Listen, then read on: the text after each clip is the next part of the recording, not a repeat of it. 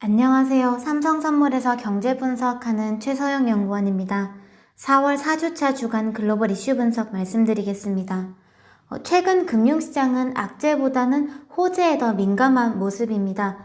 우선 주 초반에는 예상보다 충격적이었던 미국 실물지표 결과와 IMF의 성장 전망 대폭 하향 조정으로 심리가 위축되긴 했지만 미국 행정부의 경제활동 정상화 계획 발표에 더해서 이 코로나 치료제 임상 실험 결과가 긍정적이다라는 소식이 주 후반 글로벌 증시 반등 탄력으로 작용하면서 주간 상승 마감했습니다. 우선 IMF가 4월 경제전망 보고서를 발표했는데요.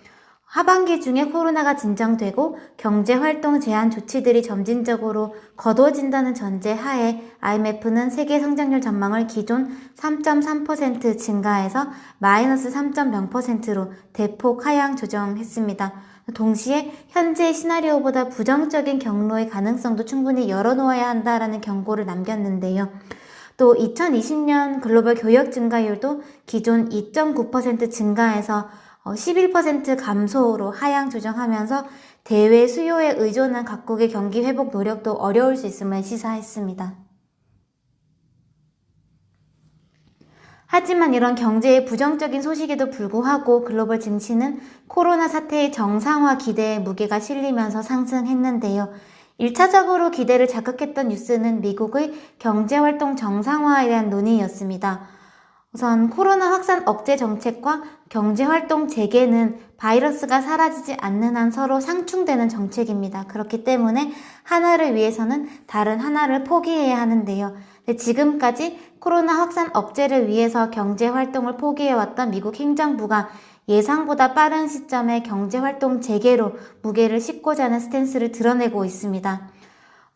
그래서 바이러스 억제를 우선시하는 보수적인 스탠스의 주 정부들과 경제 활동을 촉진하고자 하는 행정부 간의 실랑이 끝에 행정부는 주 후반 경제 활동 정상화 가이드라인을 발표하면서 최종 결정 권한은 결국 각 주 정부들에게 넘겨주었는데요.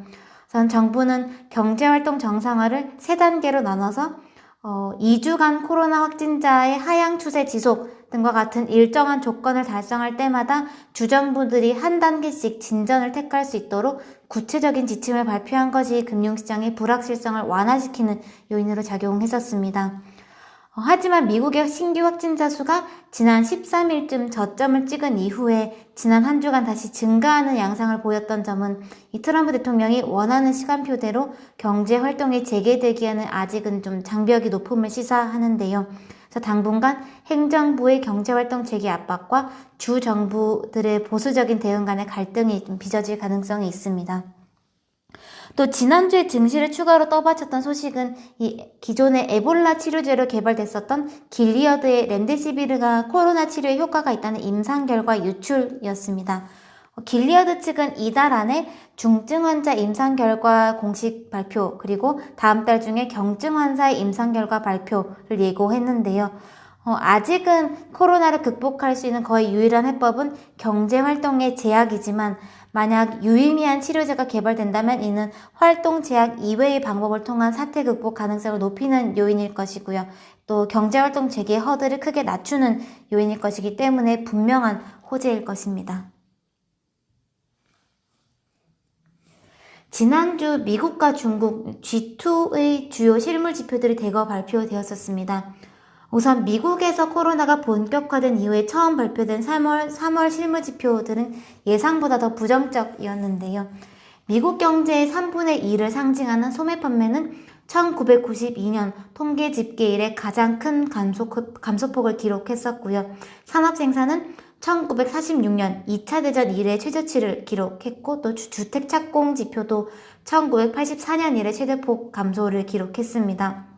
미국의 3월 경제지표 성적표는 말 그대로 좀 충격적이었는데요. 근데 문제는 3월은 이 경제활동 정지가 중순쯤부터 본격화된 시기였던 점에서 4월 지표는 더 부정적일 가능성이 높다라는 점입니다. 상대적으로 실시간 경제 현황을 반영하는 이 신규 실업상 청구 건수는 4주 연속으로 이례적인 수치를 기록하면서 누적으로 2,200만 명을 넘어섰습니다. 그래서 역사상 가장 깊고 날카롭고 또 광범위한 침체입니다. 그리고 중국의 3월 지표들은 중국 내부의 코로나 상황이 조금씩 정상화되던 시기의 지표였다는 점에서 이목을 끌었었는데요. 보시면 산업 생산은 마이너스 1.1%로 지난번 마이너스 13.5% 대비 감소폭이 크게 줄었었던 반면에 소매 판매는 마이너스 15.8%로 지난달 마이너스 20.5% 대비 크게 개선되지 못했습니다. 또 고정자산 투자도 마이너스 16.1%로 여전히 부진했었는데요. 또 함께 발표된 중국의 1분기 GDP는 전년 동기비로는 마이너스 6.8%, 전기비로는 마이너스 9.8%로 1976년 이래 첫 번째 역성장을 기록했었습니다. 근데 중국의 이번 경제 지표는 향후에 어떤 국가든지 경제의 정상화 과정에서 기업 주도의 생산 재개, 이 공급 정상화는 상대적으로 빠르게 나타날 수 있겠지만 소비나 투자 회복, 즉 수요 반등에는 상당한 시간이 걸릴 수 있음을 시사한 결과였습니다.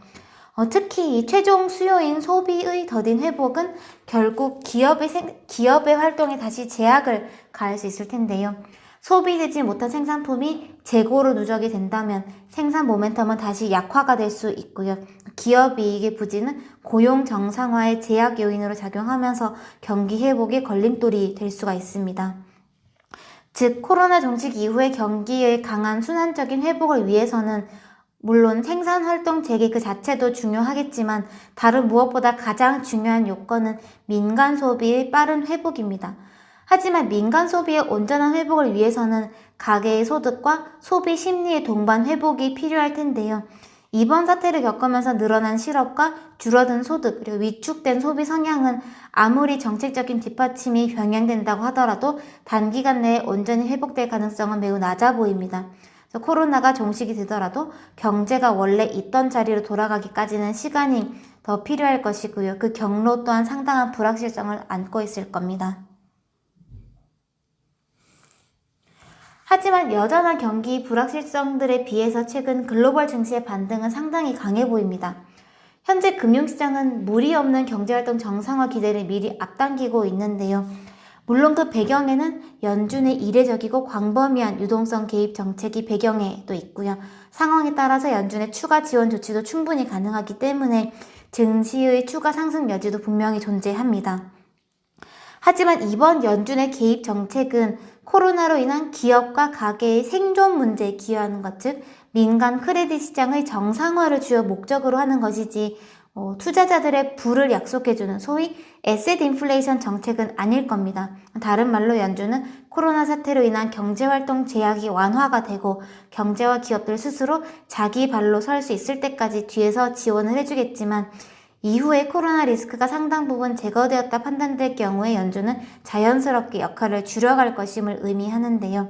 이렇게 연준의 역할이 줄어드는 과정에서 시장의 변동성은 불가피하겠지만 그 자체가 다시 위기론을 자극할 만큼 강한 경우가 아니라면 연준은 시장 변동성을 일정 수준 용인하면서 민간 크레딧 시장에 넣었었던 발을 천천히 뺄 가능성이 높다라는 생각입니다. 즉 최근에 유입되고 있는 연준에 대한 금융시장의 신뢰는 분명 바람직하지만 연준이 무엇을 목적으로 하고 있느냐에 대해서는 금융시장과 온도차가 좀 있을 수 있다는 생각입니다. 일단 전 세계적으로 코로나의 정점 통과 가능성이 높아진 동시에 연준으로 인해서 금융시장 내의 리스크 전이 가능성은 크게 낮아졌던 만큼 금융시장 심리가 빠르게 전환되면서 글로벌 증시에 가파른 반등이 나타났으면 고무적입니다. 하지만 만약 단기적으로 반등이 추가로 강하게 진행이 된다면 그때부터는 지금의 금융시장이 간과하고 있는 리스크들을 점검하면서 경계심을 다시 좀 높일 필요가 있다라는 판단입니다. 이번 주 금융시장은 미국의 경제활동 재개 기대와 치료제 기대가 최근 증시 반등의 주요 배경이었던 만큼 이런 해당 뉴스들의 가장 촉각을 곤두세우는 와중에 충격적인 경제 지표들을 계속해서 확인하는 시기를 거칠 텐데요. 하지만 만약 지금처럼 코로나 상황 개선에 대한 기대가 유지가 된다면 충격적인 경제 지표들에도 불구하고 증시의 하방은 어느 정도 지지될 것으로 보입니다. 또 22일부터는 미국 의회 휴회가 종료되면서 미국에서는 4차 부양책 논의가 본격화될 예정인데요. 3차 다시 발표했었던 구제책들의 규모 확충에 더해서 인프라 투자 논의가 쟁점 사항입니다. 또 이번 23일에는 EU 정상회의가 예정이 되어 있습니다. 여기서 가장 쟁점은 공동 채권인 코로나 본드의 발행 여부, 즉 독일과 네덜란드의 양보 여부일 것일 텐데요. 이 논의 결과에 따라서 유럽의 연대에 대한 기대가 좌우되면서 유로화 그리고 각국 국채금리에 영향을 미칠 것으로 예상됩니다. 만일 연대에 성공할 경우에는 유로화 강세 그리고 국가 간의 금리 스프레드 축소가 예상되는 반면에 또다시 협상이 실패할 경우에는 유로화 약세 그리고 국가 간 금리 스프레드 확대가 나타날 가능성이 있습니다. 이번 한 주도 시장 대응 잘 하시길 바라겠습니다. 감사합니다.